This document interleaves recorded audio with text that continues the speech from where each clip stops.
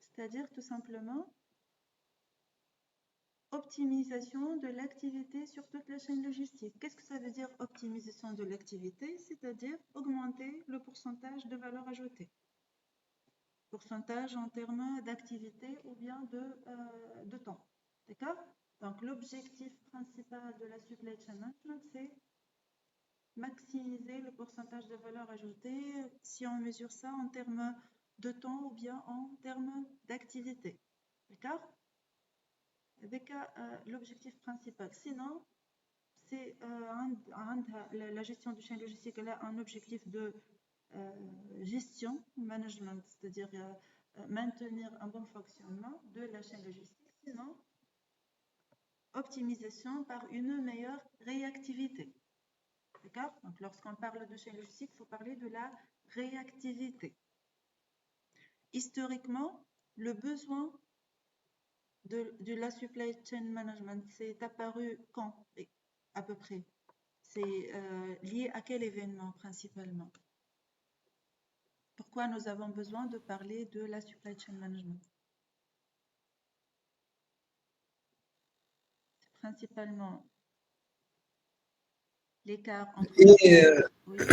Lié aux événements de révolution mondiale de production, je pense.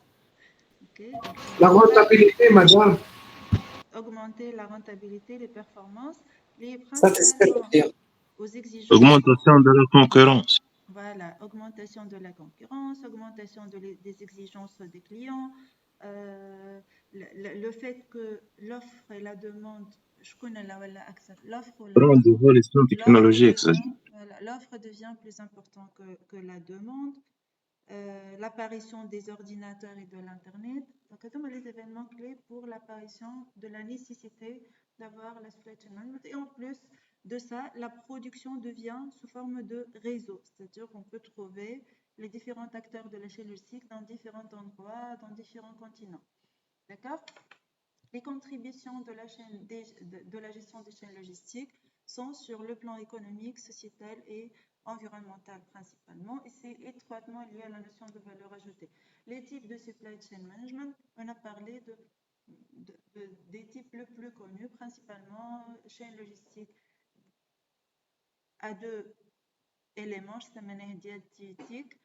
On a parlé aussi de la chaîne en série, chaîne logistique en série, chaîne logistique divergente, convergente et en réseau. Et nous avons dit que principalement, ce qui existe actuellement avec la diversité de la production, c'est la chaîne logistique en réseau. Et puis, nous avons parlé du système d'information.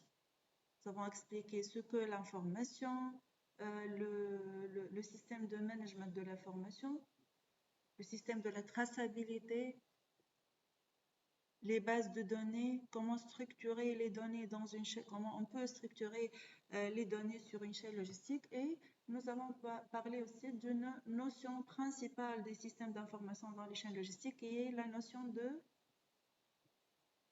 une notion principale du système d'information dans une chaîne logistique, c'est la notion de ce qu'on a appelé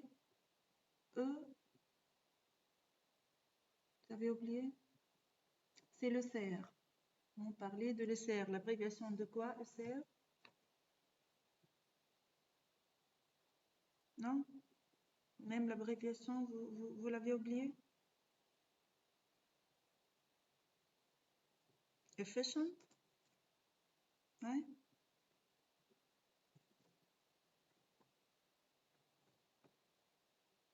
L'abréviation de ECR. مانيش باش نتعدى كما واحد يقول لي l'abréviation de l'ECR.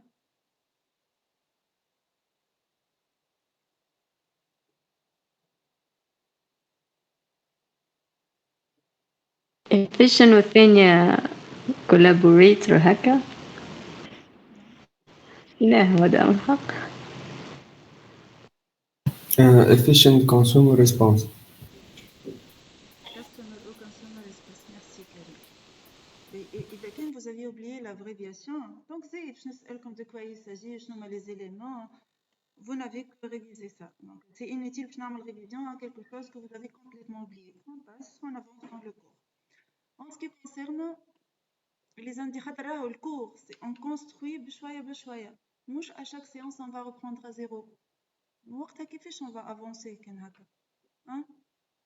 مادام هو مشكلته فيه برشا كلام برشا الكو. كلام. أما الكلام هذاك يلزمك تفهمه، باش تفهمه يلزمك تتبعه. برشا كلام، كان الكلام نقولوه في مرة يتعدى في المرة الثانية on va rien gagner. Madame, ما كانت ما اسموش كلام هذاك، اسمهم des notions de base à connaître pour savoir par la suite travailler avec les méthodes. كلي مش كلام مدام. ما قالش كلام، قال كلام يا سليم. Peu importe. B. On passe à la nouvelle partie de indicateurs de performance. Ce qu'on va voir, par rapport à ce que vos deux camarades ont présenté, ils ont présenté à la fin à la démarche d'une amélioration d'un processus. Ce que Soleim et Ikram ont présenté, c'est l'amélioration dans le cas général. C'est vrai que c'est basé sur le cycle PDCA ou la roue de Deming, mais ce n'est pas vraiment ce qu'on cherche à expliquer. Vous allez voir avec plus de détails la route de Ming ou le PDCA, c'est correct, mais ce n'est pas vraiment notre objectif dans la supply chain management. On va voir qu'est-ce qu'on veut dire par une démarche d'amélioration. Qu'est-ce qu'un indicateur de performance et qu'est-ce qu'un indicateur de performance clé? Donc, nous avons fait la différence, on a discuté un peu ça, entre KPI, Key Performance Indicator, et indicateur de performance uniquement. D'accord? Il y a des indicateurs qui sont considérés comme indicateurs clés, tels que par exemple le TRS, on va en parler tout à l'heure. Les types d'indicateurs, quelques types d'indicateurs de performance. Qu'est-ce qu'un indicateur de performance SMART? Ça a été bien présenté, et tableau de bord, ça a été bien présenté. Juste quelques remarques pour les présentations dans le cas général. Évitez les phrases longues. C'est ce que j'ai dit la dernière semaine aussi. Évitez les phrases longues. Vous mettez des tirets et non pas tout un paragraphe à lire. Où il faut orienter. Alors, le supply chain management orienté industriel. Donc, qui dit des indicateurs financiers où on s'attarde sur ces indicateurs financiers, ça ne va pas donner une valeur ajoutée par rapport à l'objectif de la maintenance industrielle. Lorsque vous présentez quelque chose, il faut orienter ce que vous présentez vers l'industrie, vers le système de service technique ou fonction principale, plus que des indicateurs financiers. D'accord? Évitez de lire, s'il vous plaît. Évitez de lire. Pour ceux qui vont présenter pour les semaines, pour les séances prochaines, vous ai demandé de mettre les références bibliographiques à la fin de la présentation et de poser des questions ou des quiz à vos camarades pour vérifier s'ils étaient en train de suivre. Donc, l'exposé doit contenir à la fin une liste des références utilisées pour la préparation de l'exposé et quelques questions de préférence quiz pour l'évaluation de ce que vous avez présenté, est-ce que ça a été bien assimilé par vos camarades ou pas. On ferme les parenthèses des présentations et bien sûr vous partagez vos présentations dans le drive, hein. N'oubliez pas, il y a une présentation et la partage dans le drive le jour même de la présentation, s'il vous plaît. D'accord? Donc voilà ce que, si on revient au cours, voilà ce que nous allons voir et on va finir comme une séance en asynchrone par une étude de cas qui va relier les deux notions du système d'information et des indicateurs de performance. Et ça sera pour vendredi. Donc, je n'ai comme l'étude de cas, mais on va revoir ça mercredi, vendredi, notre prochaine séance. D'accord? Voilà. Donc, ce que je voulais dire par processus, par l'amélioration, la démarche d'amélioration d'un processus, c'est implicitement le cycle PDCA, mais principalement, il faut commencer par mesurer les performances d'un système, chercher les éventuelles inefficacités, on va définir efficacité, et puis traiter les causes. Donc, c'est un peu le cycle, un petit cycle de PDCA et amélioration continue. Si on ajoute la route de Ming, ce sera une amélioration continue. Donc, l'année pour dire les performances qu'on va mesurer, c'est une étape du processus d'amélioration d'un système bien déterminé. D'accord? Donc, les indicateurs de performance sont des outils d'amélioration continue qui sont utilisés pour assurer l'amélioration continue. D'accord? Donc, si on mesure les performances, on ne traite pas, voilà, on n'analyse pas pourquoi nous avons eu les éventuelles inefficacités, on n'essaie pas de corriger ce qui n'est pas efficace, c'est inutile de mesurer les performances. C'est ça l'idée de présenter le processus d'amélioration. C'est que les KPI, les indicateurs ne sont pas des objectifs, mais ce sont des outils d'amélioration. C'est clair? Est-ce que vous pouvez me dire, qu'on a mesuré les performances? Est-ce que vous voyez la différence entre mesurer et évaluer? Ce qu'on va faire ici, est-ce que c'est une simple mesure ou la mesure et évaluation?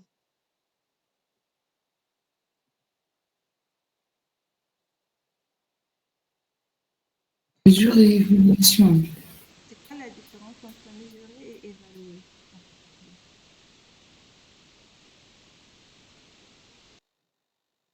Madame, je vais essayer de prendre des mesures, évaluer, donc pratiquement c'est l'analyse de ces mesures. Analyser, c'est à peu près ça, Karine. Mesurer, c'est juste affecter une valeur à un indicateur donné. Cet indicateur peut être calculé ou bien peut être estimé carrément. D'accord? Donc, affecter une valeur, tout simplement, c'est mesurer. Évaluer, c'est-à-dire interpréter la valeur calculée, voilà la valeur mesurée. D'accord? Donc, l'interprétation, elle est aussi importante qu'une mesure, bien sûr, une mesure fiable. L'interprétation peut être quoi? Surtout, un positionnement par rapport à une référence, voilà un seuil. On mesure, on pôle, je suis au-dessus, au-dessous, je suis dans les normes, etc. D'accord? Pourquoi évaluer maintenant? C'est justement pour traiter les causes d'inefficacité. Donc, pour réagir. Pourquoi évaluer? Pour réagir. On a les objectifs principaux de la gestion des chaînes logistiques, c'est assurer le bon fonctionnement et réagir en cas d'inefficacité. Donc, on mesure pour évaluer. L'évaluation, elle aura comme résultat une action sur le système, une action, la réaction sur le système. C'est-à-dire quoi, action? C'est-à-dire entreprendre, voilà, établir des mesures correctives pour les inefficacités qui peuvent éventuellement avoir lieu sur le système déduits, les défauts sont déduits à partir de l'interprétation ou l'analyse des indicateurs mesurés. Donc, le système, la démarche ou le système d'une amélioration d'un processus, c'est mesurer les performances, évaluer ces performances-là et puis réagir par entreprendre des actions éventuellement correctives, voilà, préventives aussi.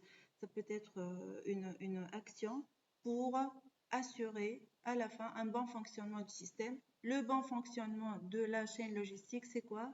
C'est satisfaire le client avec les 7 bons, par exemple. D'accord?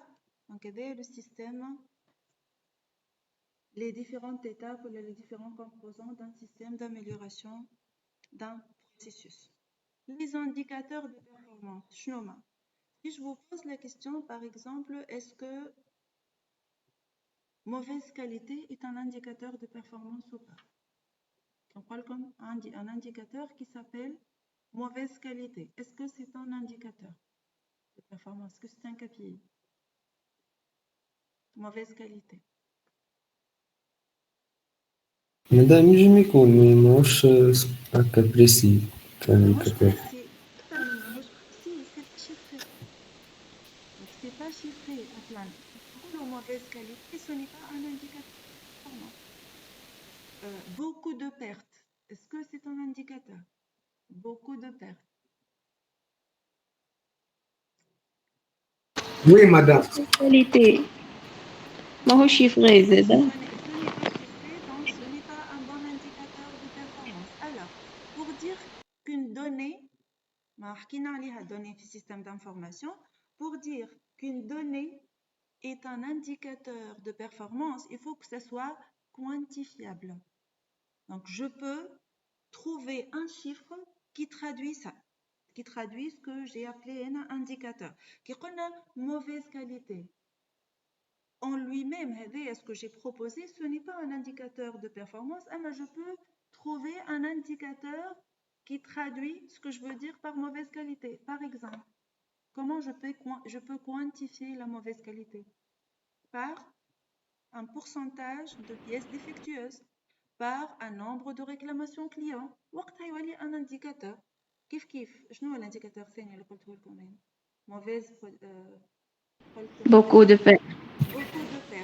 beaucoup de pertes. On peut عندي 30% de matières premières utilisées تمشي comme déchets. C'est un indicateur de performance. Donc un indicateur est dit indicateur de performance, voilà, une donnée est dite indicateur de performance si cette donnée-là est quantifiable, chiffrée et significative d'un objectif bien déterminé. D'accord? Quantifier, c'est-à-dire quoi? Ou bien calculer, ou bien mesurer, ou simuler. On peut avoir des indicateurs de performance simulés, qui m'a par exemple le chiffre d'affaires cible de l'année prochaine. C'est un indicateur de performance. Clé même, c'est un KPI. C'est une donnée chiffrée, quantifiée et simulée. D'accord? Donc, pour dire qu'une donnée est un indicateur de performance, il faut que ce soit quantifié, ça peut être mesuré, calculé ou simulé, mais ça doit être présenté sous forme d'un chiffre et doit représenter un objectif à atteindre. Technique, stratégique, budgétaire, opérationnel, l'essentiel doit avoir un objectif lié à l'activité de l'entreprise. D'accord?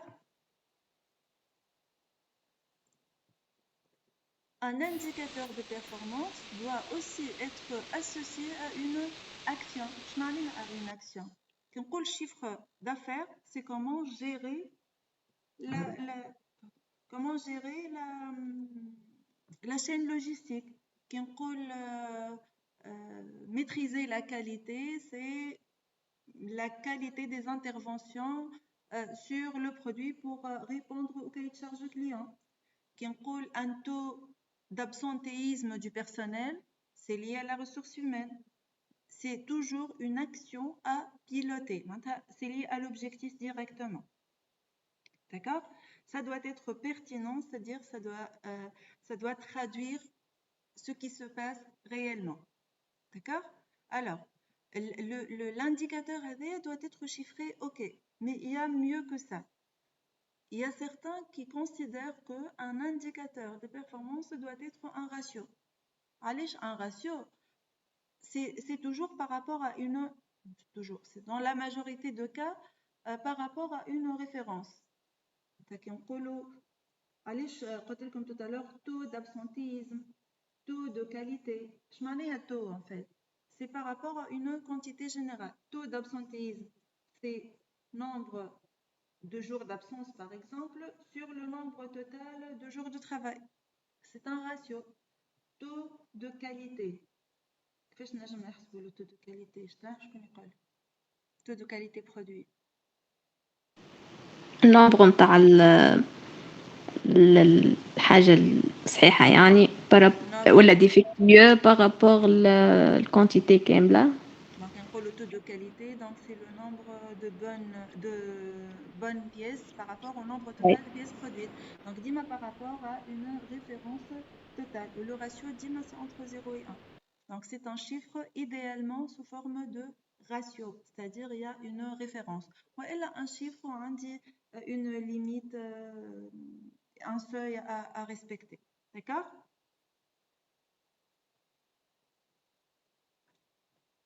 Qu'est-ce qu'on peut définir comme indicateur de performance? On peut avoir des indicateurs sur les moyens, que ce soit de production ou la périphérique à la production.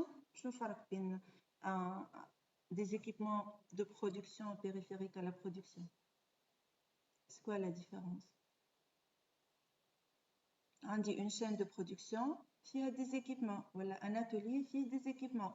Comment on fait la différence entre les équipements de production, l'outillage, les machines de production, et les équipements qui ne sont pas de production, qui sont périphériques à la production. Comment on fait la différence entre ces deux? C'est par rapport à ce qu'on appelle la fonction principale. Les équipements qui interviennent. مادام اللي يزيدوا valeur ajoutée هما اللي نخدموا بهم والآخرين périphériques. Valeur ajoutée comparée à la fonction principale. Les équipements qui interviennent dans la fonction principale, dans la réalisation de la fonction principale, donc la création de la valeur ajoutée payée par le client, dit manager la valeur ajoutée, ce sont les équipements de production. Tous les autres équipements qui ne sont pas directement impliqués dans la création de la valeur dans le cadre d'une fonction objective, d'une fonction principale de l'entreprise, c'est un matériel périphérique à la production. D'accord? On peut définir des indicateurs liés aux moyens de production, ou les outillages de maintenance, par exemple, ou l'infrastructure. On peut avoir des indicateurs sur le coût de revient, prix de vente, marge de gain, etc. On peut avoir des indicateurs sur les délais de livraison par rapport aux clients, délais d'intervention des sous-traitants de maintenance, délais, qu'est-ce qu'on peut définir comme délai? De production, durée de stockage, etc. D'accord? C'est lié au temps de réalisation des tâches dans le cas général. Je peux avoir des données sur la qualité de service. C'est principalement l'indicateur principal, ou ce qu'on appelle le taux de service. Sur le nom, par exemple, sur le nombre de commandes passées par les clients, j'ai pu répondre à combien de commandes en termes de pourcentage. Je peux considérer aussi le taux de satisfaction, voilà, inversement, le taux de réclamation. Je me commande, j'ai unifié à des réclamations. C'est la qualité de service. Je peux avoir des indicateurs sur les périmètres. Je m'en ai un périmètre. Ça peut être la surface de l'atelier. Ça peut être les distances parcourues. Je peux avoir des informations sur les produits. Est-ce que j'ai une seule famille de produits ou plusieurs familles de produits? On va revenir en détail à ce qu'on appelle famille de produits dans le module Lean. Mais c'est à connaître. Je connais qu'est-ce qu'on appelle famille de produits. Une entreprise qui produit 50 articles. كيما دي ليس مدام كيفاش on peut définir يعني فما حليب وفما يogurt وفما جو وفما كيفاش je définis la famille de produits? À votre avis, comment on peut définir une famille de produits? مثلا تكون فامي لاهي بسكتور معين، مثلا ديليس لاهي بالسكتور اجرو اليمونتير، Par تكون rapport à quoi la définition des familles? Madame, lorsqu'on utilise le même matériel pour fabriquer cette famille. Oui, on doit impliquer le matériel. C'est plutôt le nombre d'opérations. Généralement, on appelle famille de produits les produits qui partagent un pourcentage proche de 80% d'opérations en commun. كما قلت ديليس سليمة ديليس كنمشيو الحليب والياغورت اوكي ça peut être une famille خاطر فما un pourcentage proche de 80% des opérations en commun. Ils ont la même gamme pour au moins 80% des opérations. D'accord? Dès que on définit les familles. ينجم يكون كما قال محمد أمين par rapport aux équipements. أما أكثر من les équipements c'est par rapport aux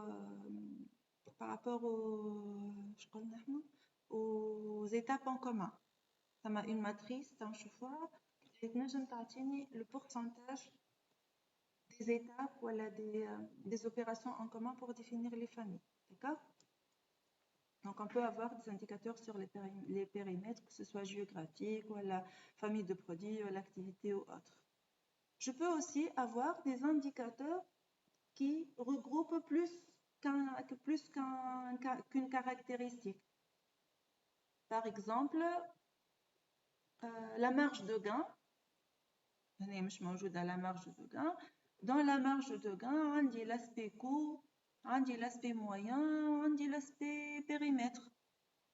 Je peux calculer la marge de gain en considérant 3 caractéristiques différentes. Donc, je peux avoir des indicateurs individuels pour chaque... Il y en a d'autres, bien sûr. Hein. Pour chaque caractéristique, je peux avoir des indicateurs de performance qui sont des croisements de plusieurs caractéristiques. Donc, je vous des exemples un peu plus tard. D'accord ? On a des exemples d'indicateurs. Exemple, là, ce n'est pas une liste exhaustive.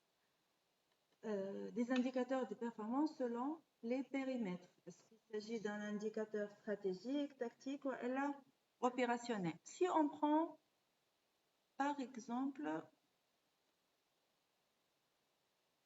la livraison à temps. La livraison à temps, c'est mis comme un indicateur opérationnel. C'est-à-dire quoi un indicateur opérationnel? Je connais pas quel. Opérationnel pour dire quoi? Comme je te dis, juste vous me dites qu'est-ce que ça veut dire opérationnel. C'est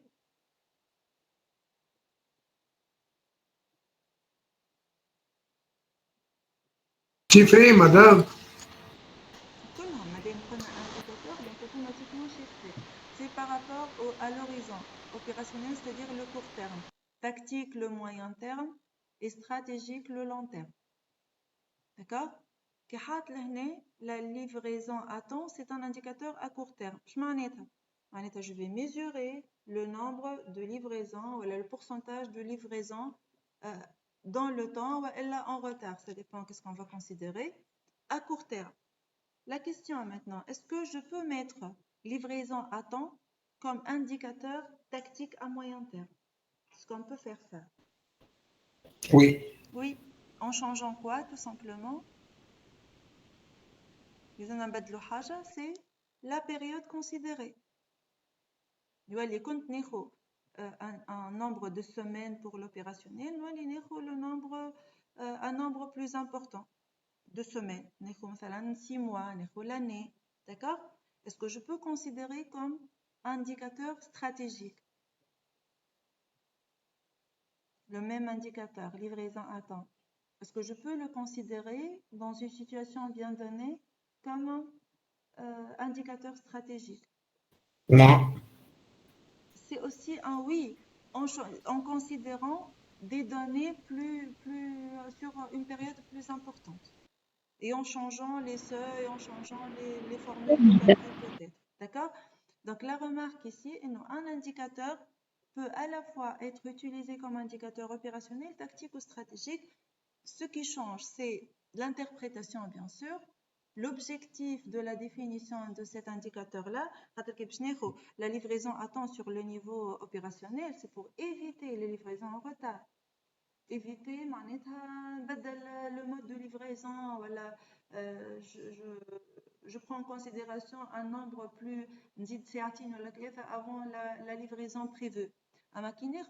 Sur le plan stratégique, je change le mode de transport. Comme un transport maritime, un transport aérien.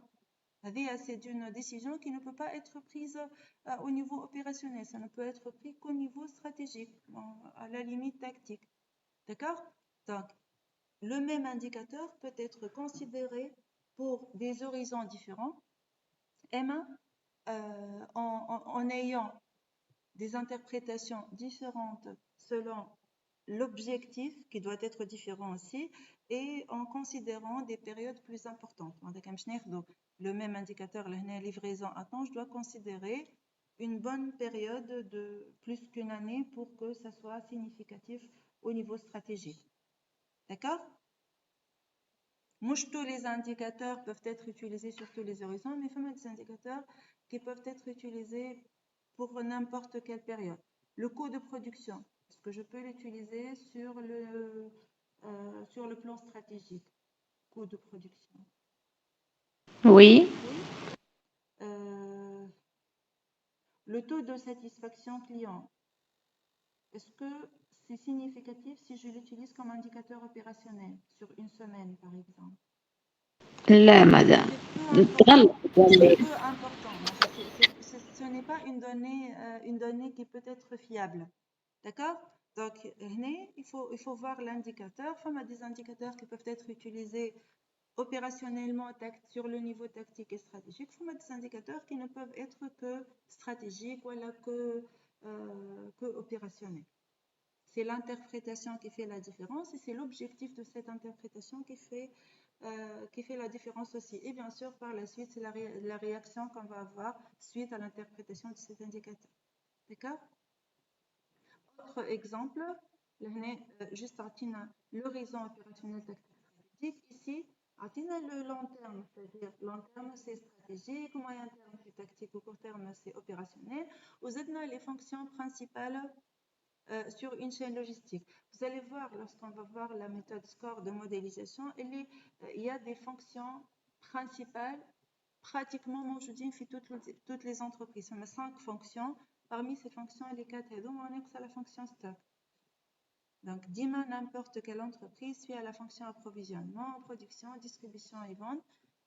Ils peuvent changer d'une entreprise à une autre, mais ce sont les grandes lignes des fonctions dans les entreprises logistiques, dans les chaînes logistiques des entreprises. Maintenant, comment vous pouvez lire, dis-moi des exemples, hein? Comment vous pouvez lire cette matrice-là? Là, on a les fonctions, on a les horizons. Par exemple, l'indicateur MRP, c'est un indicateur lié aux approvisionnements et c'est un indicateur moyen terme. C'est quoi l'MRP? Je connais l'MRP. هذه متاع البزوان بروت C'est le calcul de besoin. C'est Oui.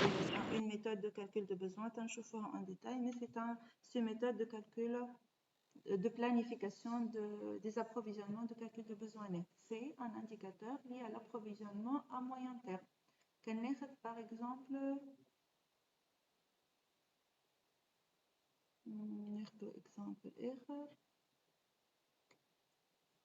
les contrats.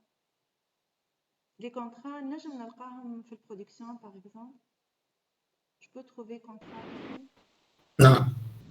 Oui, علاش لا نجم يبدا عندي un sous-traitant de produits semi-finis.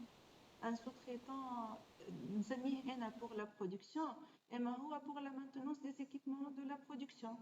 Donc contrat aussi peut être ici. Est-ce que je peux avoir un contrat ici? Plutôt في le court terme. Est-ce que je peux avoir contrat à court terme? Non, parce que ce n'est pas une décision qui peut être prise en une semaine. Il faut chercher les sous-traitants si on cherche un sous-traitant, il faut étudier les fournisseurs si on cherche des fournisseurs. Donc, lorsqu'on va définir un indicateur de performance, il faut faire attention à ce qu'il s'agit d'une décision prise ou d'une évaluation faite à court, moyen ou à long terme. Et à part les horizons de prise de décision, il faut considérer les fonctions. Il y a des indicateurs qui peuvent être évalués pour toutes les fonctions. Il y a des indicateurs spécifiques pour l'approvisionnement, comme l'MRP, ou pour la distribution, comme le respect des délais de transport. Transport, on ne peut pas utiliser la production, par exemple. Par contre, on peut utiliser l'approvisionnement, etc. D'accord? Et j'insiste sur le fait que ce qui est présenté ici,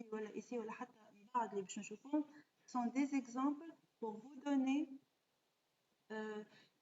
une idée sur ce que vous pouvez présenter comme indicateur de performance. D'accord? Il y a des indicateurs de performance qui peuvent être des KPI ou pas.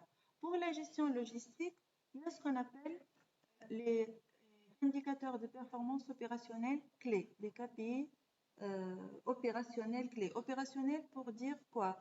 Liés à l'activité de l'entreprise, à l'activité même de l'entreprise. Je nomme les 3 indicateurs clés, liés principalement aux objectifs. Les objectifs sont estimés, sont planifiés, des résultats atteints et les moyens mis à disposition pour atteindre ces objectifs-là. Et là, on parle des 3 indicateurs clés qui sont l'efficacité, l'efficience et la pertinence. chacun de ces trois indicateurs mesure l'écart entre deux clés de performance opérationnelle. L'efficacité peut mesurer l'écart entre objectif et résultat, ou vous allez me dire, ou le résultat moyen ou le moyen objectif. Alors, qu'est-ce que vous proposez? L'écart entre objectif et résultat, il est mesuré par quel indicateur? Le fait de dire si j'ai atteint mes objectifs ou pas. Efficacité. Efficacité. Donc, ici, c'est efficacité. Si je mesure les résultats atteints et les moyens mobilisés, les moyens mis à disposition. Efficience, c'est dit. C'est une efficience. Non. Et si je mesure, est-ce que j'ai bien défini mes objectifs par rapport à ce que je peux faire? C'est une pertinence. D'accord? Donc, l'efficacité, ça mesure l'écart entre les objectifs et les résultats. Et il peut répondre à la question à quel point l'objectif est atteint, tout simplement. Être efficace, c'est atteindre l'objectif fixé. Quel est le résultat par rapport à ce que j'ai fixé comme objectif? L'efficience, c'est mesurer ce que j'ai réalisé comme résultat en considérant les moyens mis en place. Et ça peut répondre à la question, est-ce que les résultats que j'ai obtenus sont suffisants si je prends en considération les moyens et les ressources mises en œuvre? La pertinence, c'est une étude de l'adéquation entre ce que j'ai fixé comme objectif et ce que j'ai investi comme moyens mis en œuvre. Ça peut répondre à la question, les moyens mis en œuvre correspondent-ils aux objectifs? Voilà, les objectifs fixés sont-ils cohérents avec les moyens mis en œuvre? Moyens pour dire ressources, matérielles, humaines, financières, etc. D'accord? Donc, les trois indicateurs clés d'évaluation d'une entreprise, principalement sur une chaîne logistique. Est-ce qu'il y a une relation entre efficacité et efficience? Est-ce que je peux trouver une relation entre efficacité et efficience, à votre avis? Entre une entreprise, elle est efficace ou elle est efficiente, est-ce qu'il y a une relation entre ces deux indicateurs? Oui, madame, l'utilisation des ressources. Femme des ressources, c'est une bonne réflexion. On va avoir un petit, juste définition, d'autres définitions qui dans le même sens de qu'est-ce qu'une efficacité, efficience et pertinence. Là, la relation, on peut tracer l'efficience en fonction de l'efficacité. Et pour cela, je vous propose de placer les phrases ici A, B, C, D dans les emplacements 1, 2, 3, 4. Là, efficience croissante, l'axe des ordonnées, efficacité croissante dans l'axe des abscisses. Alors, ce que j'ai ici à placer, faire ce qu'il faut, faire quelque chose, faire parfaitement ce qu'il faut et faire parfaitement. نبداو بأسهل واحدة. Où est-ce qu'on va placer faire parfaitement ce qu'il faut? 2. Voilà. علاش في 2 c'est vrai fait 2 mais pourquoi fait 2? Mélange, mais bien fait parfaitement ou en même temps ce qu'il faut. Faire parfaitement, c'est être efficient. Faire ce qu'il faut, c'est être efficace. Donc, être efficace et efficient, c'est faire parfaitement ce qu'il faut. Donc, c'est fait 2 l'année, très bien. Faire quelque chose. 3. Je ne suis ni efficace ni efficient. Donc, c'est je travaille au cas où, sans un objectif d'efficience ni d'efficacité. Puis, faire parfaitement, c'est une efficience et faire ce qu'il faut, c'est être efficace. D'accord? Donc, Si je vais être efficace et efficient, je dois répondre aux clients avec les meilleurs moyens. Si je vais être efficace et je vais répondre aux clients, quels que soient les moyens mobilisés, et être efficient, c'est faire bien sans forcément être cohérent avec ce que le client demande. Donc, mon objectif, c'est quoi? Mon objectif, c'est répondre aux clients avec une meilleure optimisation de la chaîne logistique. D'accord? Donc, la réflexion elle est très bonne par rapport à faire ce qu'il faut parfaitement, c'est être efficace et efficient en même temps. D'accord? Est-ce que vous êtes capable maintenant de faire la différence entre les trois paramètres, les trois indicateurs de performance et de les utiliser? Il y a quelque chose qui n'est pas clair.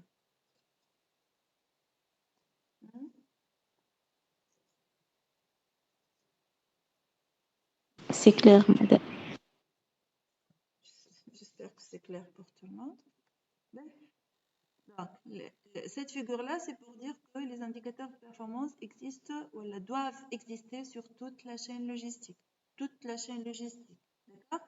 Et je peux regrouper les indicateurs de performance en indicateurs de synthèse et indicateurs d'analyse. La différence entre synthèse et analyse,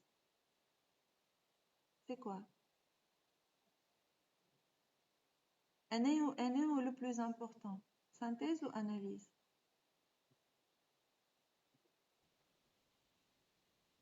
Synthèse, madame. Les indicateurs de synthèse, c'est une étape avant l'analyse. Donc, si je vais avoir le processus d'amélioration d'un processus, on doit analyser. Donc, les indicateurs de synthèse sont des indicateurs qui vont résumer ce qui se passe. Comment évolue un tel paramètre, quelle est la valeur d'un tel paramètre, quelle est la valeur de l'autre. L'analyse, c'est entre autres chercher le pourquoi. Pourquoi c'est croissant, pourquoi ça décroît, pourquoi je n'ai pas atteint les objectifs. Donc, c'est plus important d'analyser que de synthétiser. Mais les deux indicateurs sont importants à avoir. D'accord? Donc, pour les indicateurs, que ce soit de synthèse et d'analyse, ils ont un objectif de mesure, contrôle et puis réagir en cas d'incohérence entre les seuils fixés et ce que nous avons atteint comme mesure de performance. Donc, les objectifs de la gestion logistique, c'est maîtriser un processus et réagir lorsque nous avons besoin de réaction. Dima, maîtriser le processus et réagir au plus tôt possible par rapport aux incertitudes qui peuvent avoir lieu. Ici, vous avez quelques exemples d'indicateurs sur toute la chaîne logistique. Vous pouvez remarquer qu'il y a des indicateurs qui sont dupliqués ici. Par exemple, délai de livraison, demande de moyenne aussi peut être doublé. Voilà. Commande de moyenne et demande de moyenne. Taux de service. Allez, sont dupliqués là, mais je connais pas pourquoi. Est-ce que ce sont les mêmes indicateurs? Donc, est-ce que je vais avoir les mêmes valeurs? Logiquement.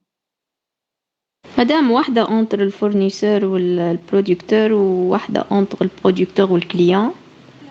Déjà, c'est entre c'est la logistique.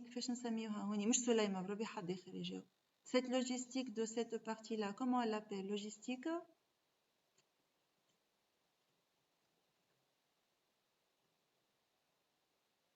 La logistique avant la production, c'est une logistique Logistique en amont. Logistique en amont, ou les barres de la production, la logistique En aval. en aval, très bien. Donc, les mêmes indicateurs pour la logistique amont et la logistique aval. La différence, c'est quoi? La chaîne logistique, elle est centrée sur qui? Sur le producteur. Donc, lorsque je dis ici, taux de service peut être calculé comme étant un pourcentage de réponse positive à des commandes lancées, à des commandes reçues. Donc, le taux de service ici, le producteur, c'est un client ou un fournisseur pour ce taux de service? Client. C'est un client. Pour ce taux de service, c'est un fournisseur. Donc, pour dire, il y a des indicateurs qui peuvent exister sur plusieurs points sur une même chaîne logistique, mais ce ne sont pas les mêmes indicateurs. Je peux même trouver des indicateurs qui se calculent de deux manières différentes. Kif pour le coût logistique, je peux trouver des coûts logistiques ici, des coûts logistiques en amont. D'accord? Les niveaux de stock, c'est un indicateur de logistique interne. Ici, je vous ai chez le grossiste ou chez le fournisseur aussi. D'accord? Donc, sur une chaîne logistique, on peut mesurer le taux de service, je peux mesurer les stocks et le taux de rupture de stock, je peux mesurer des coûts opérationnels ou stratégiques, je peux mesurer la qualité produit, je peux mesurer la qualité des opérations. Que fait changer ça, la qualité des opérations par le pourcentage de valeur ajoutée. D'accord? Et je peux trouver les mêmes indicateurs, les mêmes noms d'indicateurs, les mêmes équations parfois, avec des valeurs différentes, avec des ratios différents. Mais vous avez aussi un exemple de regroupement d'indicateurs de performance sur le chaîne logistique. Je peux regrouper par différentes manières. Par exemple, c'est regroupé en famille de coûts. Des indicateurs amont-aval de production.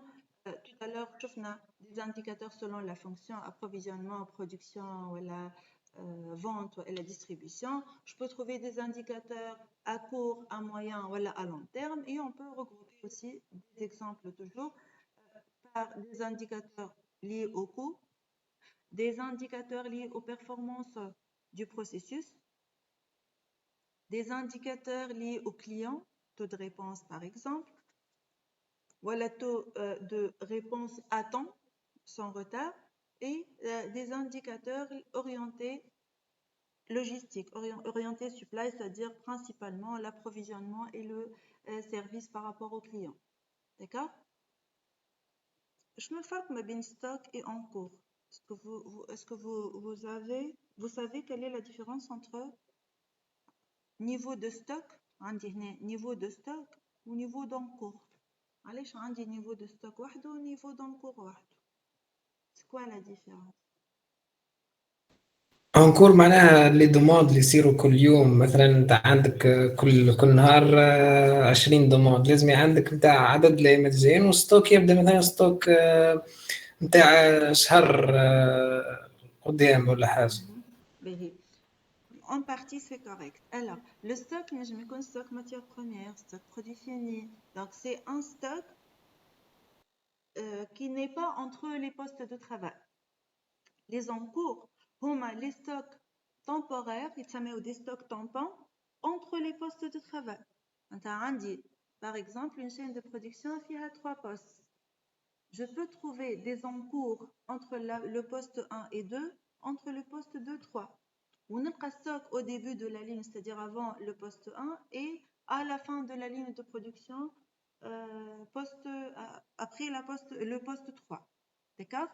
Donc, les encours, c'est entre les postes de travail, à l'intérieur de l'atelier. Les stocks, je me connais stock matière première, produit fini ou autre. L'encours, en cours de ce produit, de produire. Voilà, en cours, ce sont des produits en cours de production.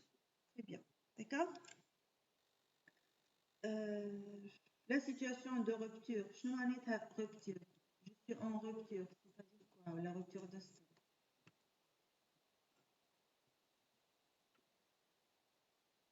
Il y a un taux de rupture, donc une description de la situation de rupture qui fait je peux je suis en situation de rupture, tout simplement. Si Il n'y a pas de production. il n'y a pas de production et quand même je suis en rupture. الماتير بريمير وفات. Je ne suis pas en rupture aussi. Donc il faut trouver une formule, quelle que soit la situation, qu'un stock fait là, voilà, il est plein. Un stock plein et je suis en rupture. الدوموند تاع الكليون ما سماش. Très bien. La situation de rupture de stock, c'est une comparaison entre ce qui est offert et ce qui est demandé par le client. Si j'ai une demande qui dépasse ce qui est disponible, je suis en situation de rupture de stock. Si je n'arrive pas en tant qu'entreprise à répondre aux demandes de clients, je suis en situation de rupture de stock, حتى لو كان عندي un stock plein. D'accord? Et les filles, choisissent le taux de service aussi. On inclut un peu le taux de service. D'accord? Donc, j'ai voulu juste نشوف quelques notions. Je ne vais pas en détail, mais ماذا بيا تفهموهم من توا pour par la suite ناخذ juste un petit rappel. D'accord? La qualité de la prévision ici. Prévision de quoi? Prévision de la production, voilà, de la demande. Non, mais la prévision de la demande, là, de la production, à votre avis.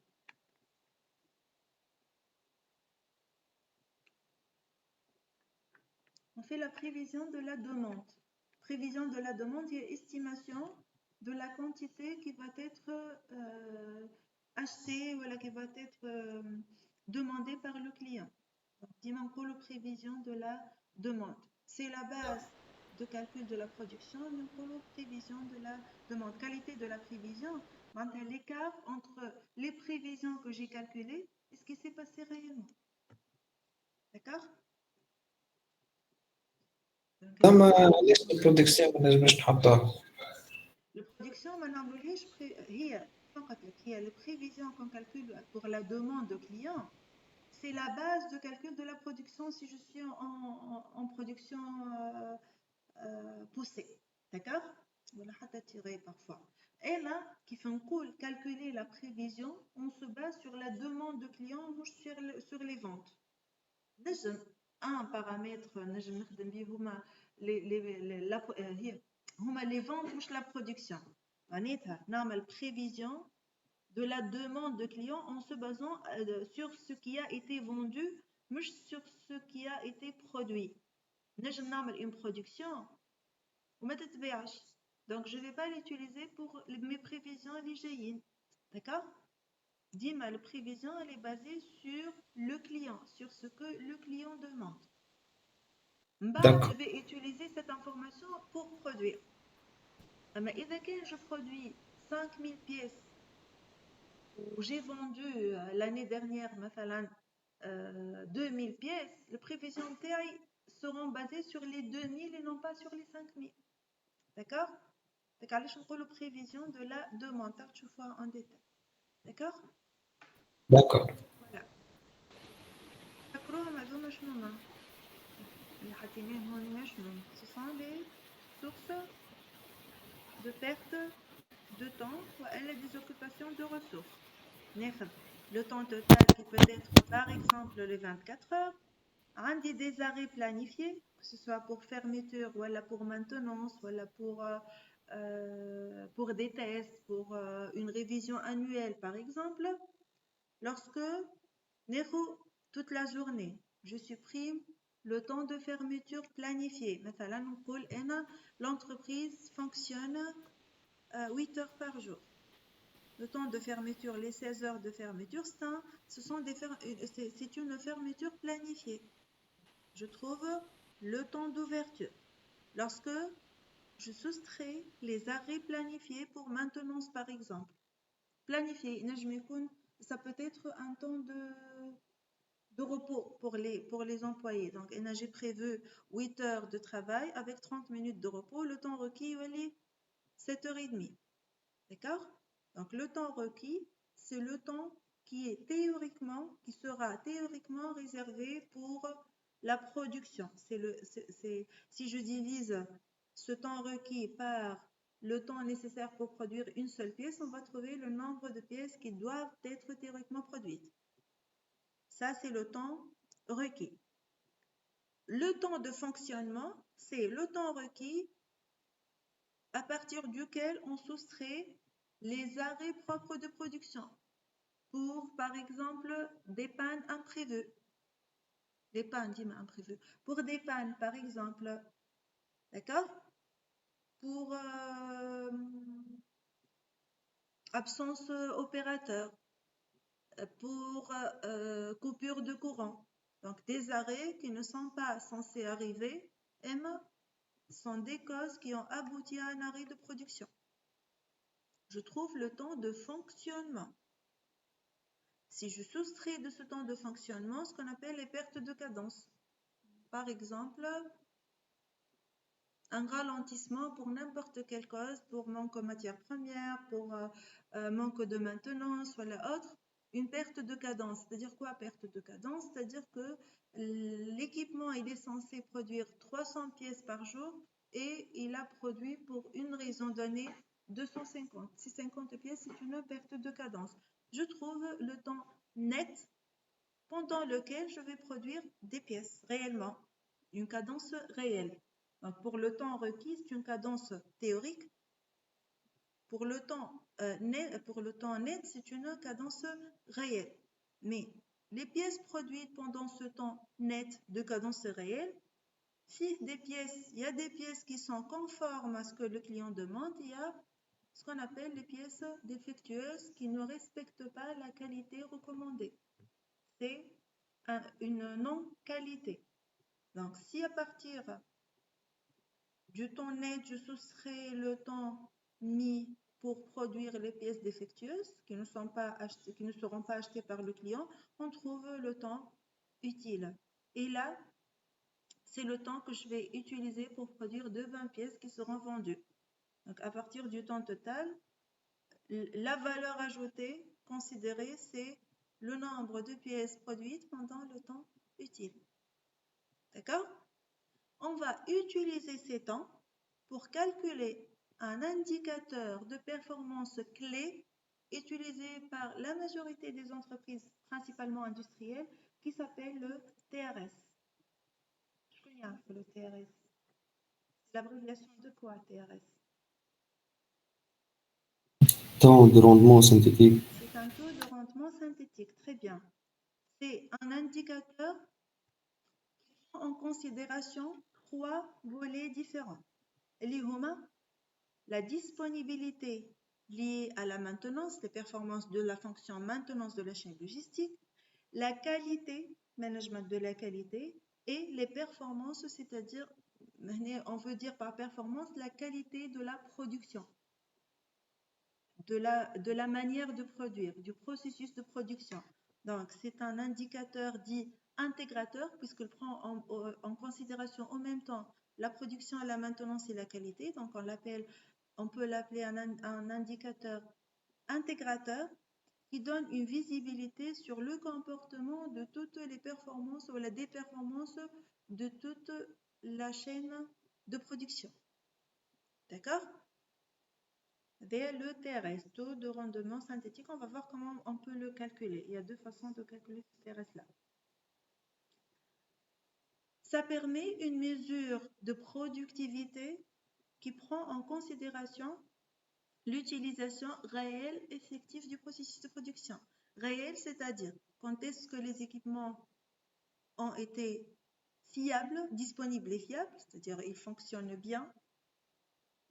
Quel est le pourcentage de bonne qualité de la production, c'est-à-dire le taux de rebut, le taux de pièces défectueuses et l'écart entre la cadence théorique et la cadence réelle de bonnes pièces, la cadence réelle uniquement. Le temps théoriquement réservé pour la production en repli et le temps réellement passé pour produire des bonnes pièces qui vont être vendues. Pourquoi on a besoin de ce TRS? Entre autres pour analyser ce qu'on appelle le poste goulot, pour mesurer le progrès des actions et pour surtout identifier puis éliminer les pertes. Est-ce que vous connaissez qu'est-ce que ça veut dire un poste goulot? Est-ce que quelqu'un peut me dire qu'est-ce qu'un poste goulot? Non? Ok. Madame, c'est-à-dire qu'il y a un problème au niveau de cette poste, mais on ne connaît pas la nature de ce problème réellement. Elle peut être un problème de surcharge, par exemple. Mais le poste goulot, un poste peut être un poste où j'ai un problème, mais peut aussi un poste, dans le cas général, c'est un poste qui fonctionne bien, et qui n'a aucun problème de maintenance. On va prendre, par exemple, on va considérer une chaîne de production avec 3 postes de travail, par exemple. Poste 1,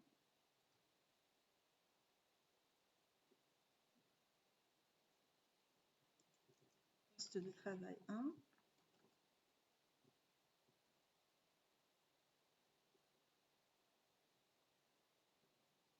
مثلا chaîne de production oui, هو سي با بلوكاج في اللين ترونسبور. et un blocage. Blocage dans quel sens? On est le blocage. بلوكاج مش معناها مثلا blocage. مثلا نقولوا شان برودكسيون مكونة من ايكيبمون، واحدة تصنع واحدة لين ترانسبور وبعد ديبو، Mhm. تصير بلوكاج في الشان مثلا. معناتها il y a un problème. ايه ينجم يكون un poste goulot, c'est presque ce que Karim a dit. C'est un problème avec un poste, donc il est considéré comme un poste goulot qui va empêcher d'atteindre des meilleures performances. D'accord? Ça peut être ça. Emma, on va considérer, oui, c'est correct. Emma, on peut considérer aussi une chaîne de production avec 3 postes de travail en bon état, qui fonctionnent bien, où il n'y a aucun problème. Il y a le poste de transport qui m'a parlé, il y a un autre poste. Donc, 3 postes de travail. Le premier poste, il produit 50 pièces par heure. Le deuxième poste, en série, la production en série. Hein. Le deuxième poste, il produit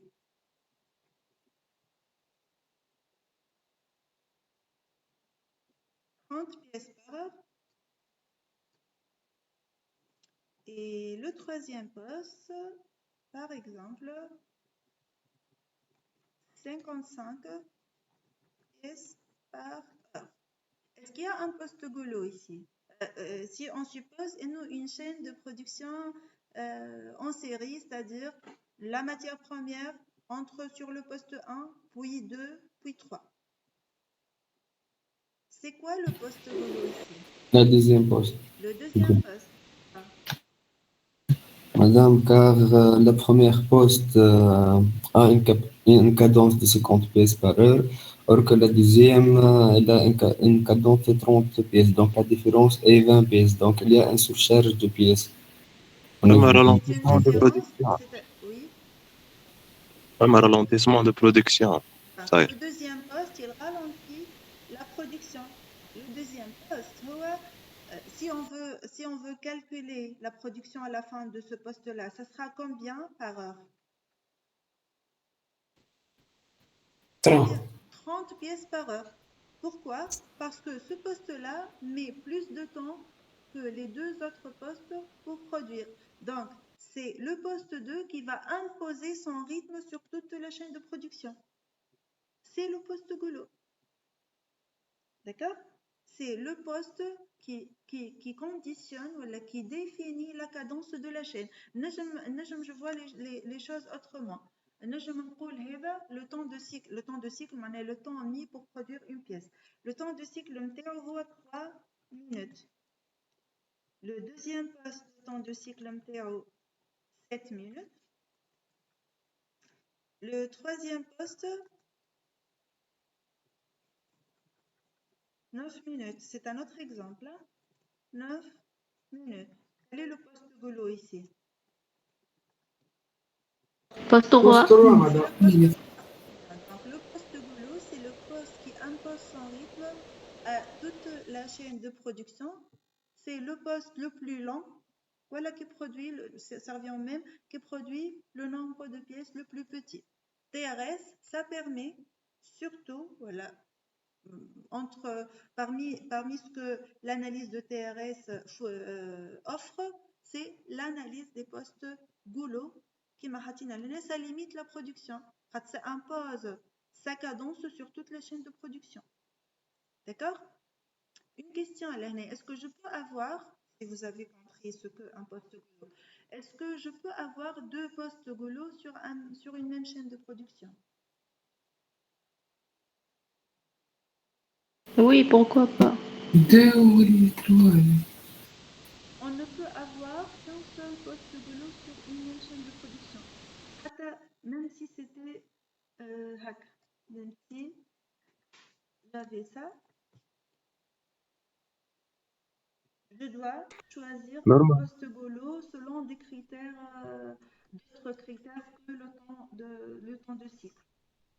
نورمالمون واحدة خاطر تحس عندنا سيستم ريفيرونسيال معناها Voilà, البرودكسيون بارابور. très bien, Akram. Je dois avoir une référence. Je ne peux pas avoir deux références. D'accord? Donc, on travaille sur un seul poste goulot pour une même chaîne de production, même si j'ai deux performances égales. Bien sûr, je dois définir des critères pour choisir entre les postes 1 et 2. Hein? Ça ne sera pas arbitraire, certainement. Et moi, la remarque à retenir, c'est que sur une chaîne de production, je ne peux avoir qu'un seul poste goulot. مادام في الكام تاعنا البوست هي يقولوا مش دو ولا الان. صحيح. النمرة هذه 12. هكا صحيحة. اي هكا مليق. Merci. Mohamed, vous avez compris la remarque? Oui? Oui, madame. D'accord. نرجع للتيارس نتاعنا اللي هو se calcule à partir de ces temps-là, à partir des pièces bonnes, à partir des pièces théoriquement produites, la cadence théorique, la cadence réelle, et prend en considération les trois leviers d'action, les trois caractéristiques qui définissent la qualité de la production, qui est la qualité produit, les performances de la production et la disponibilité du matériel liée aux performances de la fonction maintenance de la chaîne logistique. Le TRS peut être calculé de deux manières. La première manière, temps utile sur temps requis. Temps utile utilisé pour produire les bonnes pièces qui seront vendues. Le temps requis, c'est le temps de la cadence théorique. C'est le temps mis théoriquement, qui est théoriquement réservé pour la production de toutes les pièces. Donc, c'est temps utile pour les bonnes pièces divisé par le temps requis. C'est-à-dire quoi le temps requis? C'est le temps total à partir duquel on soustrait les arrêts planifiés. D'accord? Donc, TRS, c'est temps utile sur temps requis, ou bien nombre de bonnes pièces qui vont être vendues au client divisé par le nombre théoriquement produit de pièces bonnes ou pas bonnes. Donc, c'est le nombre théorique, c'est-à-dire le temps obtenu en faisant la soustraction des arrêts planifiés à partir du temps total, divisé par le temps de cycle par pièce. Nous avons le nombre total de pièces théoriquement produites. D'accord? Donc, il y a une façon de calculer le TRS, temps utile sur temps requis, ou bien nombre de bonnes pièces sur nombre de pièces théoriquement produites. Ou bien, je peux calculer TRS comme étant,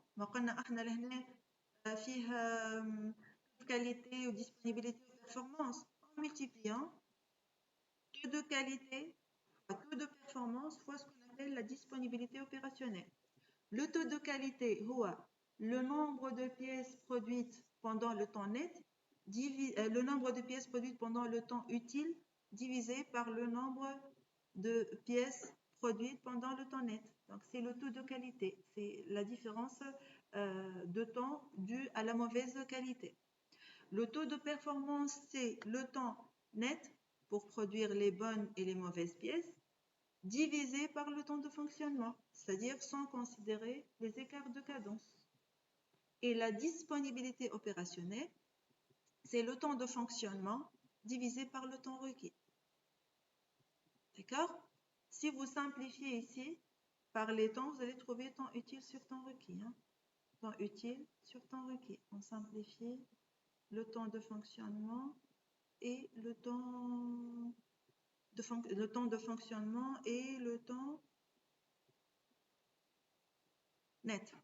On simplifie le temps de fonctionnement et le temps net. D'accord? Sinon, je peux considérer l'équation TRS égale à taux de qualité fois taux de performance fois disponibilité opérationnelle où il y a يبدا عندي les données nécessaires pour calculer le taux de qualité, le taux de performance et de disponibilité opérationnelle. On va avoir un exercice sur ça. D'accord? Je peux calculer ces taux à partir des temps ou à partir d'autres données que je peux avoir. Je fais des exemples sur ça, que ce soit pour le supply ou pour la maintenance. Vous allez voir TRS pour le module maintenance aussi. D'accord? C'est clair pour TRS? Oui, madame. Taux de qualité, taux de performance, disponibilité opérationnelle, et le temps utile sur temps requis, ou bien bonne pièce sur nombre de pièces théoriquement produites. C'est l'indicateur le plus utilisé. On a deux autres indicateurs qui sont calculés à partir du TRS et les HUMA, le TRG et le TRE. Comment j'obtiens le TRG? C'est TRS fois ce qu'on appelle le taux de charge, c'est-à-dire on ne prend pas en considération, on prend le pourcentage de temps de repos, de temps mis pour les entretiens préventifs. C'est un indicateur qui peut être utilisé, mais qui est moins utilisé que le TRS. On multiplie le TRS par ce qu'on appelle le taux de charge, c'est-à-dire on considère le temps d'arrêt planifié pour repos, pour sous-charge, pour entretien préventif, etc. Et on trouve le TRG. Si on multiplie ce TRG par ce qu'on appelle le taux stratégique d'engagement, c'est-à-dire on considère les 24 heures, on va trouver ce qu'on appelle le TRE. Ça peut être utilisé si on veut avoir un indicateur et on veut classer entre indicateurs stratégiques, tactiques et opérationnels. TRE sera quoi? Stratégique, tactique ou opérationnel?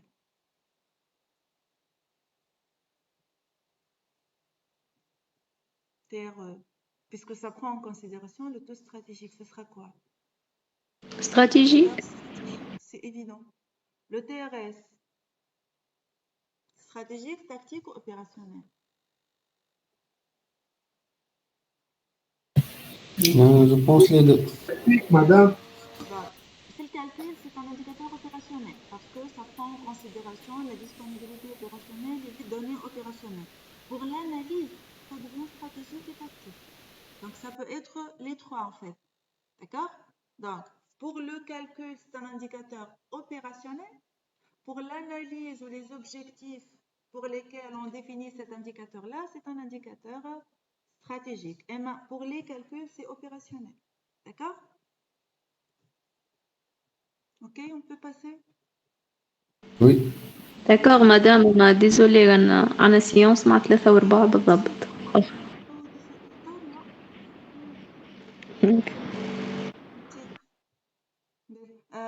في مخي اللي هي une séance de 3 heures. Ok, hein. Merci de me rappeler. Alors, ce qu'on va faire, on va arrêter la séance bien sûr et on continue vendredi. Merci de me rappeler.